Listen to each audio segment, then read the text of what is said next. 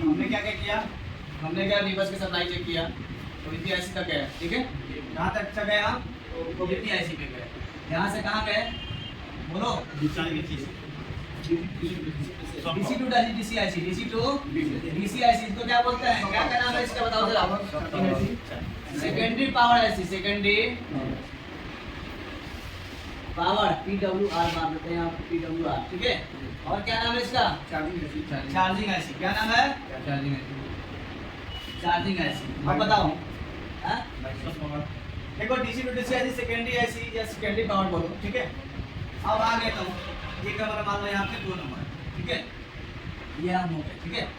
अब क्या है, अब जो सप्लाई ये बनाएगा, क्या क्या बनाएगा, बूट कैप के बाद यानी 8 वोल्ट एक साइड में और एक साइड में 4 वोल्ट। अब ये तो बूट कैप की वोल्टेज है ना, इससे तो मालूम चल जाएगा कि मेरा PM second DC to DC IC, DC to DC ये क्या है, ओके है, ठीक है। एक तरफ 4 वोल्ट बना रहा है, एक तरफ 8 वोल्ट बना रहा है, तो ये मेरा क्या है IC ओके है, ठीक है।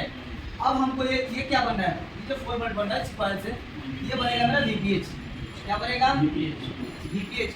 और यही वोल्टेज जो होता है पूरा सेक्शन में डिस्ट्रीब्यूट होता है, ठीक है।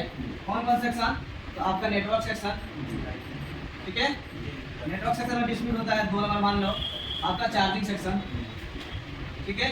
3 नंबर मान लो पावर को कौन चलाता है, VP चलाता है, ठीक है।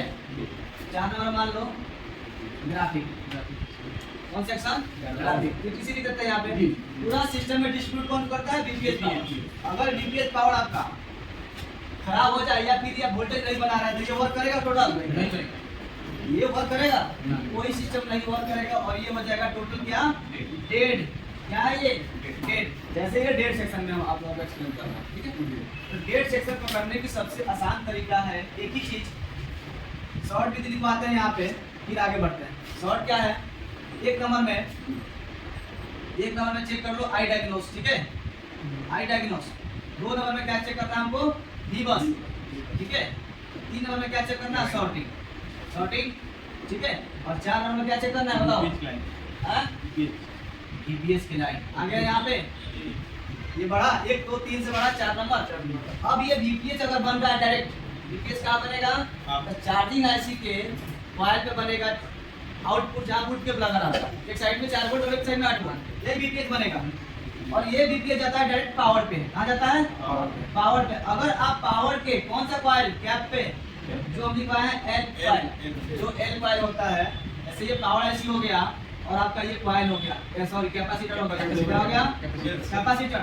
तो हर चीज का ग्राउंड होता है, हर चीज को VPH मिलेगा, हर एक कॉइल को क्या, सॉरी कैपेसिटर को क्या मिलेगा, वोल्टेज। कितना, 3.7 से लेकर 4.2 वोल्ट तक।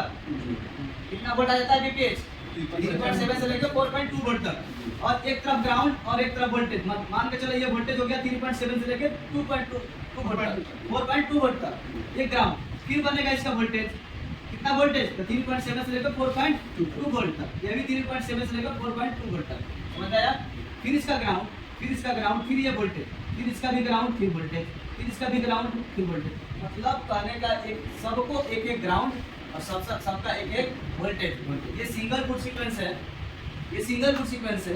अभी आप लोग डबल बूट सीक्वेंस में जाइएगा तो सबका ग्राउंड भी मिलेगा और सबका उसका सेंस भी मिलेगा। मतलब आने वाले समय में क्या करेगा, वो उसको इंडिकेट भी कराता है ग्राउंड से कि हाँ हम ग्राउंड पाए। क्या